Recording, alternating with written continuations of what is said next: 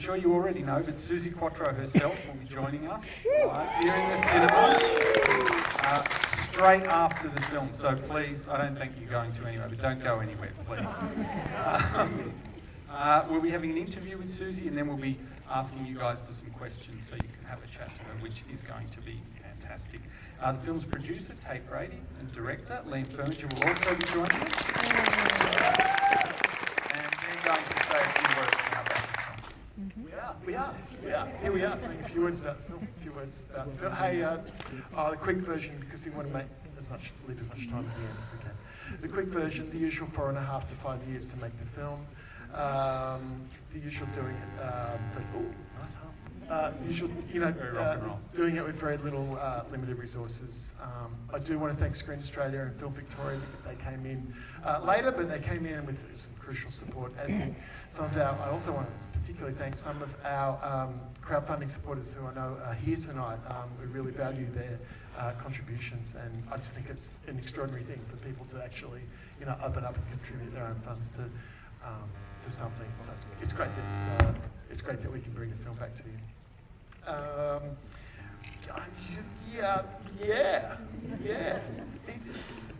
Liam, what else do you want to add to that? Not much else. Just want to thank you all for coming out tonight. As Tate mentioned, it took 4 years, solid years of putting this together, and sort of following Suzie around the world and interviewing her peers.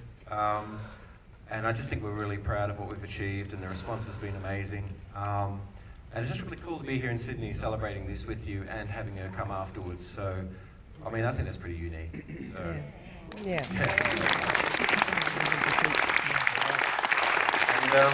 And enjoy. Thanks for coming. Enjoy the film. We'll see you afterwards. Okay. Thank you.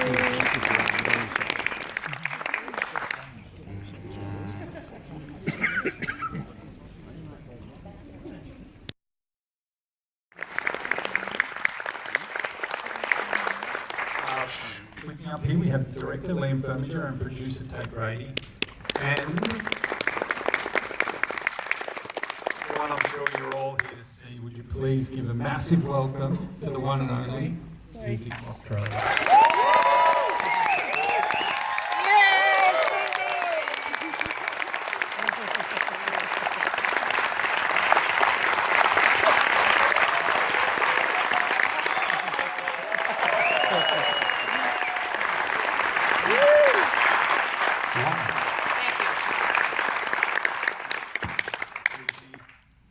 Does everyone have a mic? I better have a mic. Thank you so much for being here, Suzie. It's wonderful. It's my to have pleasure. you here, and I'm Thank you, sure everybody. Hope you all enjoyed it. We loved it. You can pour me some of that, by the way. I will. In control. Yay. Of course. We'll go to questions from the audience very soon, but we're just going to have a bit of a chat with Suzie up here. The first question I'd love to ask Suzie is... You're doing questions already. I am, yes. You have to go sit out there. Wait your turn. There's a lot of tough moments in the film. I'm wondering, when you watch it, is much of the film difficult for you? Yes. In fact, Liam knows when he sent me the first cut, he actually wrote me and he said, a lot of this will be difficult to watch. Indeed, it was. But the agreement that we had was I wanted a no bullshit film. So I said my rule was, if it happened, if it's real, it's in, even if I cringe. So yes, there's a lot of moments. I cry every time I see it. So do I. I'm really addressing a lot of issues right now. Seeing your life, thank you, on the big screen really affects you. In a good way and a bad way. Sometimes I'm going, oh my God, did I do all that? And other times I'm crying. It's weird, but it's good. But it's good. I wanted the truth to be told, and that's what we accomplished. You're so vulnerable and open in the film. I'm wondering if we could all talk about... Now there's the dichotomy. I'm sorry, I have to digress for a second. I've asked lots of people to give me, people involved in the film, people that were in it, I've spread out to everybody. Please give me, but don't think about it, 3 words to describe me. It's amazing what's been coming in. Amazing. In fact, I'm going to try a little experiment. Don't think. 3 words now. Wonderful, fantastic, talented. That was too easy. Let's get somebody who looks a little bit more difficult. You, sir. No, you. 3 words. I don't know what to say, but excellent, cool. Yeah. I picked the right guy. Difficult. One more. You're looking away from me. That means it's you.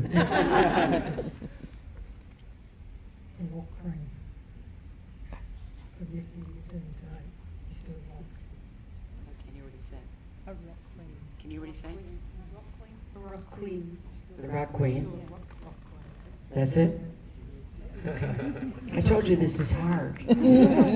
My husband said the best one. I said, give me 3 words, and he said, I can't describe you in 3 words. You are a one-off. That's 5 words. Yeah. You are, Suzie. That's just like him. Diplomatic of him. Not diplomatic, stubborn. He's German. We do get to know you in the film, which is wonderful. And I'm wondering if you could talk about the interview process and how you, Liam, Tate, everyone came together to really get to the heart of you. I think that's what this film does. I'm wondering if you could talk about how you got there. Well, first of all, I had to trust Liam. I did. I had to trust you enough to let you in. Even though I'm very open, you know, when you're giving somebody permission to do your life story, you want to be able to trust them with the life story. And that's why we had that agreement right from the start. I said I didn't want, oh, she's great, and I don't want that. I'm not interested. I want to do a real film, and you can take over now. Your turn. Oh, okay. No, that's true. Hey, you don't drink. Yeah, but it's a prop. Bubbly? I consider it a little bit. But, no, that was the agreement initially. That was the fundamental of approaching this film, that we had this understanding that it would be, above all, truthful. No matter how cringy or painful or honest it was. And so sort of meeting and interviewing Suzie for the first time, you know, there was this kind of, you know, wanting it to be really open and honest. But I found in my own sort of, my experience was it took a while before we got to the point where we had, you know, that communication. And I remember there was one day, Tate had said, we'd had the full crew, they had the sound guy there, lighting guy there, and he said, look, I can't make it tomorrow, but why don't you just go by yourself? And don't worry about the lighting guy. You do the camera, you do the questions, you set up everything. And we set up in your front room, in your house. And so it's just me and you in this very darkened, humidified... That's when you zapped me. You bastard, you zapped me. I remember that. Yeah. I responded. And that was the first time I actually thought, you know, with respect, it was kind of like the floodgates opened that day. Because I think there was that trust happening, and it was a one-on-one conversation between friends, not a film crew. And that's when I realized we've got a film. That one, I know which thing you're talking about. That one question you all know, because I heard the audience collectively go, is when you made me cry. And that was the moment when you're right, the film opened. Because no matter what you're portraying, the curtain is now up. The curtain's gone up.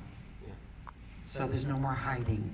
Not that I ever hide anyway, but we all do a little bit. But so that was an important moment. You were never evasive, that's for sure. No. I'm not evasive. I'm too open. Yeah. My husband said the 2 words that he would describe me with is 3 words: difficult, impatient, and not diplomatic. I don't know what he's talking about. It's true. Is he here? I'm all those things. Complicated is the word I would use. Did you like the fact that this was an Australian film? Like sort of a few select artists like ABBA and Jeff Buckley and some other people, you're much more popular in Australia than Australia and Germany and some other places, but much more popular here than you are in other territories. Firstly, did you like the fact that it was an Australian film? And secondly, is there any reasons you can think of, apart from us having really good taste, why you're... No, and I've been asked that question so many times. From the first time I came here in '74, I came here twice in '74, there was just a connection. You know, it's like, I got you and you got me. I didn't have to explain myself to you, didn't have to justify myself. I did that and you were fine with it. Done. So let's just always have an affair and never get married. Oh, sorry. Actually, we don't live together, so that works fine. And how did you guys make it happen, being in an Australian production crew? Was that difficult? Was that sort of something you had to... It wasn't difficult because Suzie tours a lot in Australia. I mean, she's Number 37. number 37. So it's like the mountain came to Muhammad. You know, I'm in Newcastle on Friday and Enmore Saturday and Sunday. Yay. Great gig with the Enmore. Oh, it's a great gig. I tour here a lot, yeah. I don't stop touring, I tour all the time. We did come to you, and we did, And we love you. but it made the process a lot easier, obviously, just to have that access and have that, you know, Suzie still being so popular, to actually be able to film at Australian gigs and have those amazing crowds, you know, those amazing crowd shots you see. Predominantly, we're in Australia, so. I mean, and to your previous question, that meant that we could go and interview Suzie over and over and over and over. Probably about 5 or 6 times. And you did. In Australia, in the UK, in the US. So the sequence in Detroit is Suzie's 65th birthday, which Liam went on his own. We couldn't have made the film if Liam didn't shoot and cut. We just wouldn't have been able to get the film made. There's a lot of it, Liam's the only person there. Sometimes I sound recorded, and on big days we had a 2 crew. You know? And that was very much the exception. So And we tried yes, to- I need a holiday. Yeah. And then you try and get like talent, you try to get their schedules to work out, like Joe and Jet or Alice, and then eventually they come to Melbourne. So it's great, they come to us. So we had, we had a lot of luck like that. Denise Sparks, Alice, Joan, all in Melbourne, and some others, I think. So you can't do that if you make the film in 6 months, but when you take 4 years, that's you kind of... We did. I was young when you started to make this. Only 65. You're still young. I don't give a shit. I never have. I announce my age on stage. I'm proud of it, and you should be. I'm still shaking my ass. It's gotta be a big... Liam, you interviewed an incredible array of people. Suzie, I'm wondering if you knew who Liam was interviewing and if you were a little concerned or worried about anyone that he was going to be interviewing for the film. I wasn't worried about anybody. I figured if somebody wants to give comments, then they must want to give comments for the right reasons. Obviously, there's the family issue, and everybody can relate to that because, and I've asked this question at other Q&As, and be honest here, anybody that's in a family, can any of you put up your hand and say that there aren't any issues? Not one hand went up. Okay, so that is what it is. I was a little bit surprised at not what they said, but the way they said it. And it forced me into a position now where I'm determined to overcome it, but if you know me well, I don't know if it's ever going to happen, because I am a softie at heart, but I'm an artist. And I think if I do feel, I'm addressing this right now, I think if I somehow was able to toughen up and close that part of me, I would not be the artist I am anymore. So I'd rather hurt about these things and continue to be true to me. So that's what it's all about. I mean, it's hard to watch for me when your sister says she's not a fan of yours. Yeah. I'm a fan of my sister and she works in a Yeah, bar. that hurts. You know, so I still can't believe that she could say that. I mean, do you get over that? Is that something you can work through, or? Yes, And you know why? Because it's the survival of the world. Blood is blood. And if that didn't happen, none of us would exist. You know, you get to take it to the nth degree. You get a mother who still loves her son who's a serial killer. Blood is blood. Of course I get over it. So it'll always hurt, but you have to get over it. What can you do? I gave them their space. I totally am. I gave them their space to say what they wanted to say, and they said what they wanted to say. And the funny thing is, I can share this with you, is since seeing the film, I don't know, now I've got everybody's attention. Since seeing the film, neither one of them have been in touch with me. Now, I didn't say they haven't not been in touch. We didn't have an argument. There were no words by email, no phone calls. They haven't been in touch. So my opinion is, I could be wrong, because you were upset about that, because you thought you were very fair and objective, and you were. And I think, my husband says that they'd like to blame me for what they said, which has a little bit of truth in it. I think that they just don't like what they saw of them on the screen. And so therefore they have to live with that. I've had that myself. How many times have you been in an argument or ever said something that's shown to you like a mirror? It's not easy. See, there's me understanding again. I always will be that way. I always will. And anyway, I'm the one that did what I did, so I have to accept. I have to accept it. Yeah. We haven't talked about this. We had some footage. We saw some footage wherein it seemed to be as recent as somewhere in the 2000s that Nancy and Patty would perform with you. You know, they'd do backups on tours and things like that. And when we saw that, we were really sort of surprised by that. But hang on, they're part of it. They want to be part of it. I always made them part of it. I always, from day one, when I first had success in '73, every interview I did, every interview, oh, my musical family, oh, my dad, oh, the pleasure seekers, oh, this, I talked about them all the time. I never left them behind.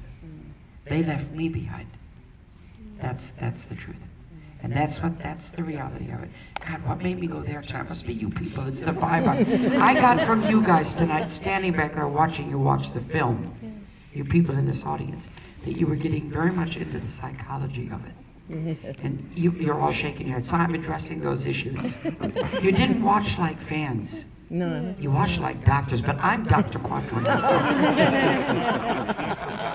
So watch out.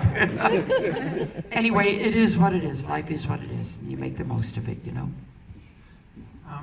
On a broader kind of note, I'm wondering, was it even tougher being a female rocker in the 70s than we could have even imagined? The scene in the film where that TV host smacks you on the behind is one of the most mind-boggling What an asshole. things. You can't say it better. It is mind-boggling. I mean, is that just the tip of the iceberg? This has happened a few times to me, but this particular time, and believe me, men have gone away singing soprano. When I say that to you. Good on you. I really don't accept it. But on this particular occasion, I was on a live television show.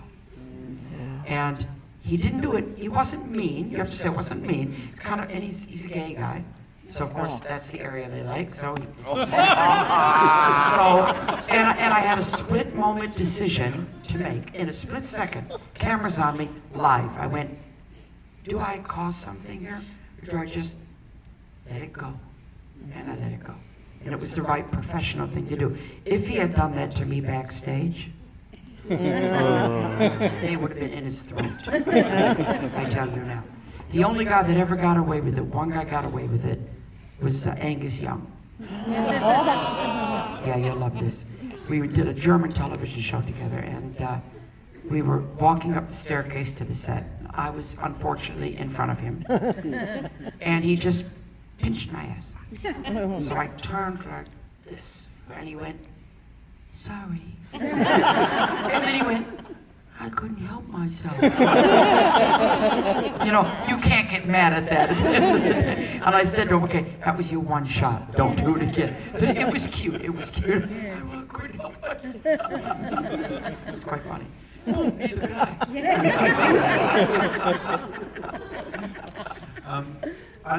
some members of the musical press, a lot of the members of the musical press don't really value you enough as an icon. When you watch the film, is it incredibly affirming to see people like Joan Jett, Danita Sparks, Debbie Harry, Alice Cooper, all these wonderful, wonderful people singing your praises and really giving you the credit you deserve? How does that make you feel? Makes me cry. It makes me cry. It makes me feel humbled, and it makes me pleased that I do what I do, and pleased that people heard me. And I feel really heard now, you know. But the one funny moment, all this Liam knows it, because Debbie Harry is a good friend, and when she has, I use my ex-husband's word, the audacity, to say, she's so beautiful, I wanted my voice to come underneath and say, fuck off, Debbie. And I said to Lee, can I put that in? He said, no, you can't put that in. But I thought Debbie would have found that very funny. But there's some wonderful comments, and they do make me weepy, because I just go, oh, wow. I mean, I love Henry Winkler. He was so passionate, wasn't he? Yeah. Just loved him. We'll put the Debbie thing in the director's cut. Yeah.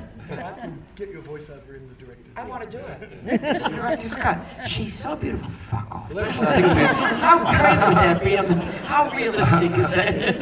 I think it'd be worthwhile actually getting Suzie to do the commentary on the whole lot. So. Yes, please. That'd be comedy gold. You know me. An obvious question, I guess, when you watch the doco, do you have any regrets? Is there anything that you wish you'd done? I wish you'd done the Leather Tuscadero spin-off. No, I don't. I have really any. do. You wish I'd done more? I really do. So you're a Leather Tuscadero Yes, fanatic. yes. Me and my sister used to everything. A lot. Take that home. Yes. Yes. That's amazing. Are you married? Yes. You think of that tonight. I will. That's the best. That just made mine. Just don't call her Suzie. How was it for you, great Suzie? Okay, call it that. Excellent. Sorry. No, what was the question? Just regrets. Do you have any Yes. regrets? I have one regret. And it took me a long time to admit it, but I admit it now. And it's not a happy one, it's a sad one. When my mom was, if you've read my book, you know this, when my mom was ill, and she was dying, and she came over for her last trip to England, and I went maybe back 3 times to see her from gigs, straight on the plane from Europe over to see her. The last time I saw her was in Texas, having an operation to remove, it's horrible, remove the cancer. And then I went, my dad said, she's out of the theater, she's recovered, go back to the gig. I went back to the gig.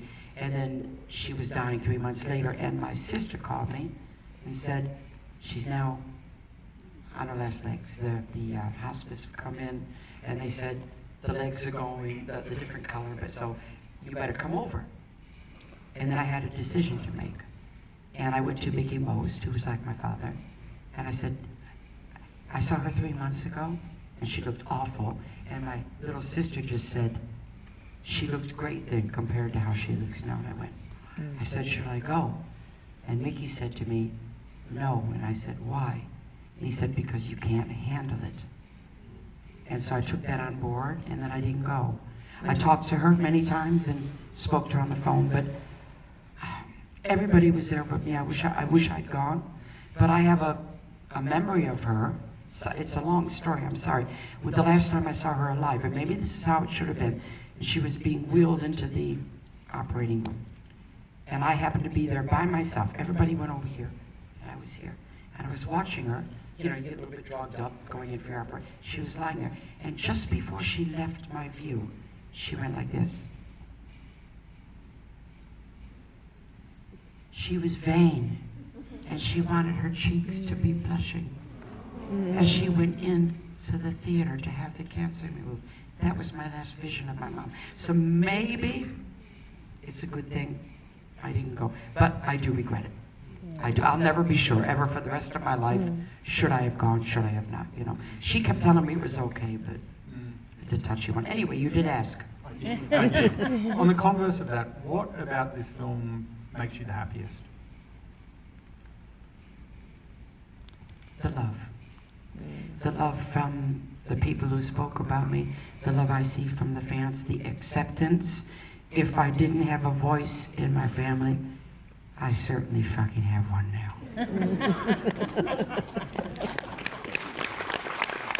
She's so sweet. On that note, I think it's time to ask you guys. Yes, I think that's about the time to stop now. So, Get some questions, yeah. yeah, put your hand up. Which We've I got always love. microphones, or you can just shout them out if you feel more confident. there. Yep. Hey Suzie, I was on Rock the Boat with you too. I was on Rock the Boat with you too, just recently. Okay. You can't hear me. Wait a minute, let's try to get your mic. Okay. Oh, you're on the Rock the I was Boat. on Rock the Boat with you. Oh, God, Guitar thank strap. God it didn't get too bad. I have no sea legs, yeah. Yeah, it was good. It was excellent, excellent. Okay, so you've been basically famous for the majority of your life. Okay, so can you throw some names at us of people that you were thrilled to meet that are famous people? What people would I like to meet? No, people you have met. Oh, God. I've met everybody. I have. Who were you thrilled to meet? Oh, gosh. Frankie Valli. Oh, yeah. Dory Previn. Who else did I meet? Oh, I got a funny one. I was doing my radio show at Radio 2, and next door for another interview was Billy Ray Cyrus. So I walked in to meet him, and me being me, I said, "Hi, Suzie Quatro." He said, "Hi, great to meet you." He said, "Monty's a big fan." We shook hands, and I went, "You're gorgeous." It just flew out my mouth. I told my husband, I said I was so embarrassed. But I have met everybody, but my favorites are dead, I have to say. The one person still alive that I'd love to meet would be Bob Dylan, because I am just a Bob Dylan fanatic. Oh, to make you feel my love, give me a break. Give me a break. Oh. I played that song on the new cassette of his on the way home from London in my car. And me being the artist that I am, that song came on, and I stopped the car in the middle of the London traffic, played it maybe 8 times, and cried every time.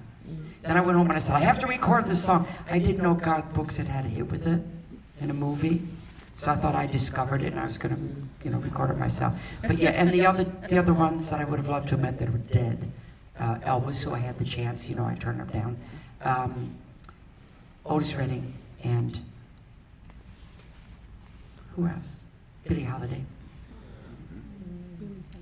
Those are people I really admire. Did you ever meet James Jamerson? Yes. Oh my God. James Jamerson is the bass player from the 60s Motown, from the Funk Brothers, and he's the best. And I was hanging around there, I was like 17, 18, and I went down into the Motown studios in Detroit, where I'm from. And I was just showing off, basically. And I grabbed the bass and I started to... And all of a sudden, you heard the button come down in the studio. It was Jameson, the #1 bass player. He went, "Hey, not bad for a white chick." And I looked up like that, and he said, "I gotta tell you something. It's not what you play. It's what you don't play that counts." So I changed my style of bass playing. He leaves spaces, so if you come see me now, you'll see the Jameson style. But anyway, those are my favorite people. Hi, Suzie. Hi. I love the film, so congratulations, everyone. You've had a Catholic upbringing, and spirituality has been pretty important to you. I'm just curious what influence the spirituality has had in your music and your creativity in general. I can't always get what you say because it's just the audio is never quite so good. What No, it's okay. He'll tell me what you said. He's your translator. Yeah. Influence your spirituality has had on My spirituality part? Oh, God, yeah, I am very spiritual. Being raised a Catholic, that kind of stays with you. I still do that when I go to bed because it just stays with you. But then, as you travel the world, it's hard to hold on to just one closed religion, and you take up everything. So I am very spiritual. I believe everything happens for a reason. There's no accidents. And this could be a whole, we could be here for another week.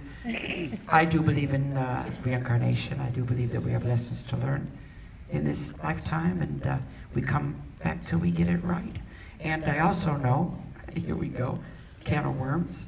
I've noticed since I've thought about these kind of things that this is my last time around the rodeo, is my ending journey. And this I know.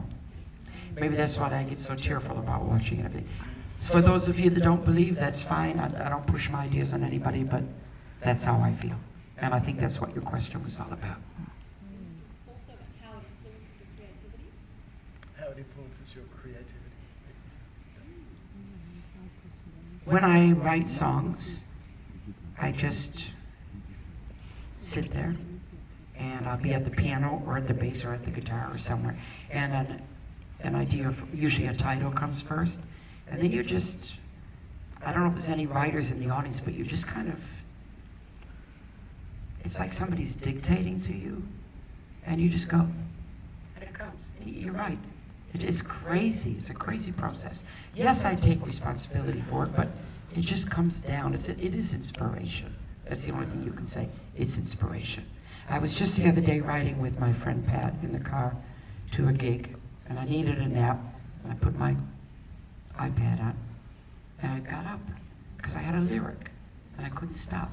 And I got a newspaper on the bottom of the car, found a pen, and wrote down this very intense 6 lines. Intense. I went, Jesus Christ, it's all about this, you know, and the next stage. And then when I got to the dressing room, I put on my computer to play my Scrabble to relax, and up came word for the day, soul.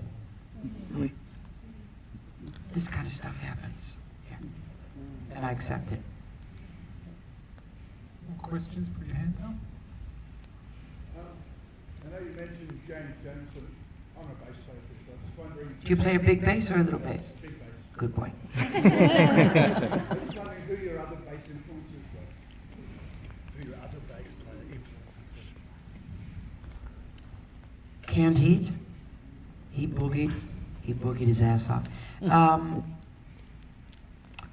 Donald Duck Dunn.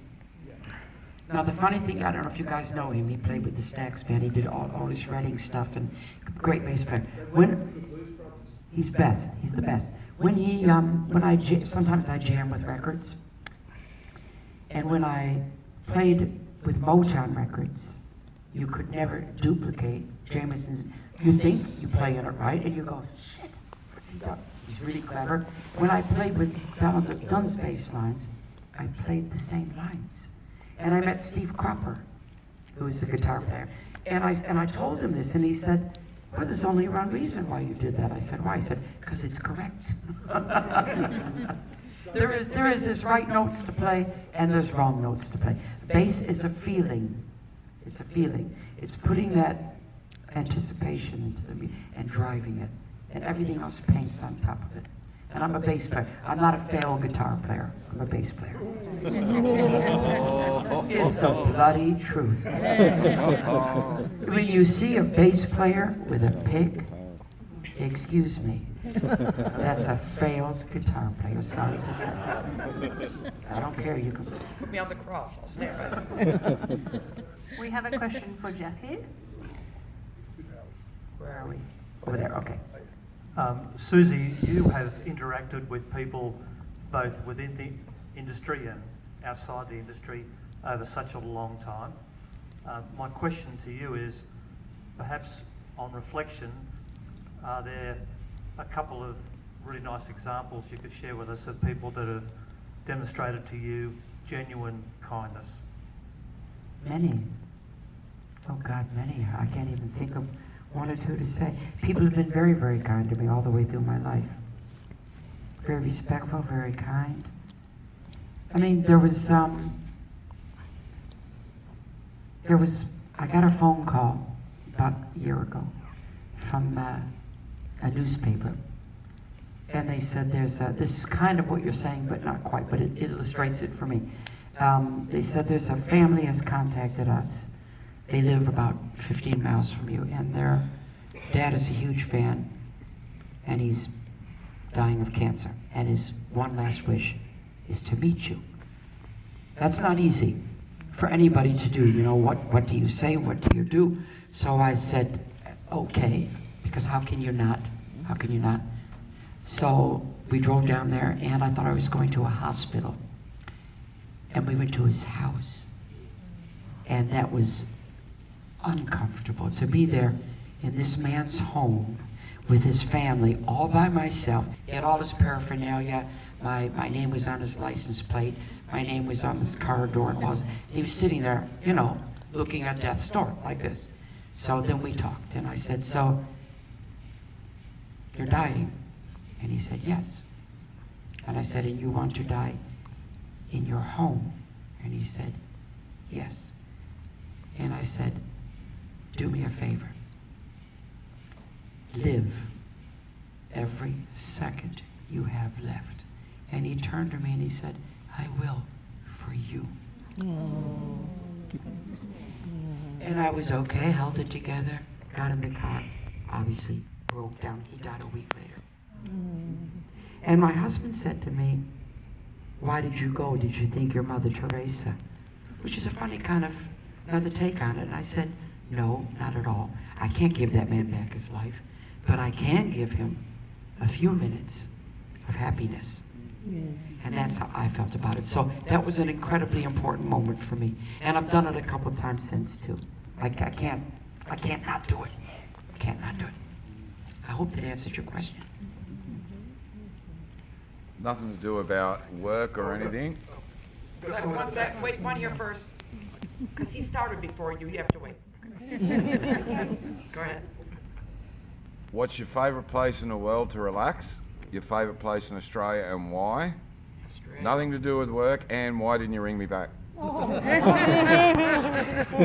a double barrel. What was your favourite place in the world to relax? Your favourite My favorite place in the world in Australia to relax? No, both.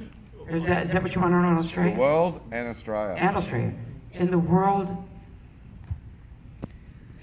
sitting in front of my humongous big screen television, surrounded by surround D at the best sound you can get, with a good bottle of red, watching a movie. That's what I like. And buttered popcorn, of course.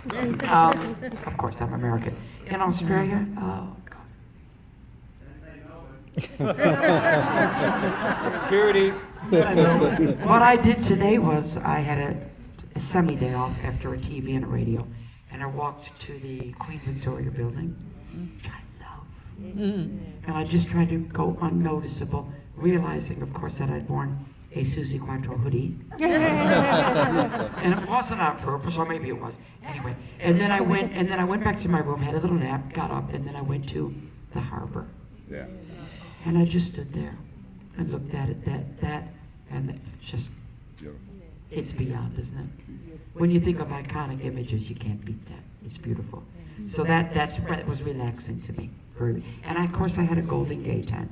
I wanted to support my next tour.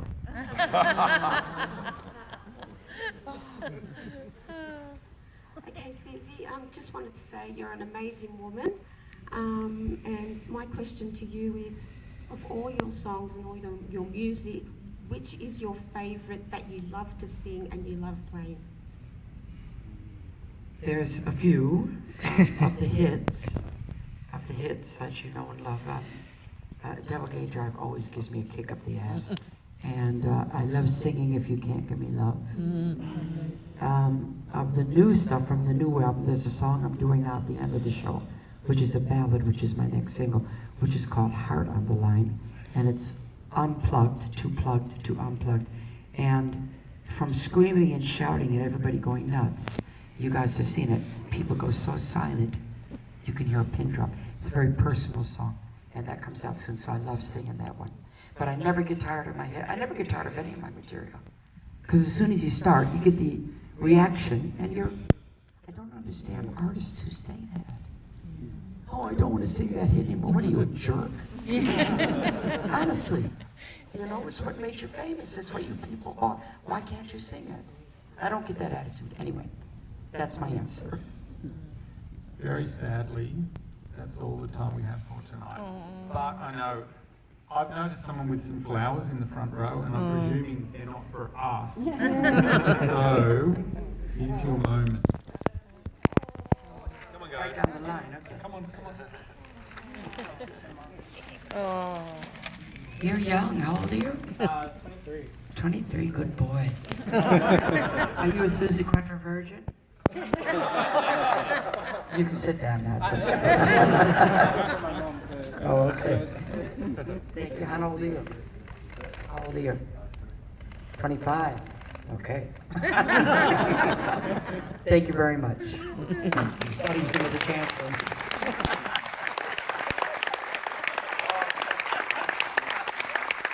Thank you so much to everyone for coming tonight. I think you'll agree that's been absolutely amazing. Susie's been so generous with her answers and her time. Can I just say one thing to Yeah. everybody? I've done this 7, 8, 9, 10, maybe 15 times now, question and answers. And you Sydney crowd, don't tell anybody this. You've been the most intelligent. Oh, yay. And I mean that. You've asked the best questions. You have. Big round of applause, everyone. It's been amazing. Just to let you know, there is Suzie Quatro merchandising outside after this as well. Some of them are signed, so be quick. Where's my pet? Where is he? There he is. Okay. No, he isn't. Okay. Thank you, everybody. Thank you.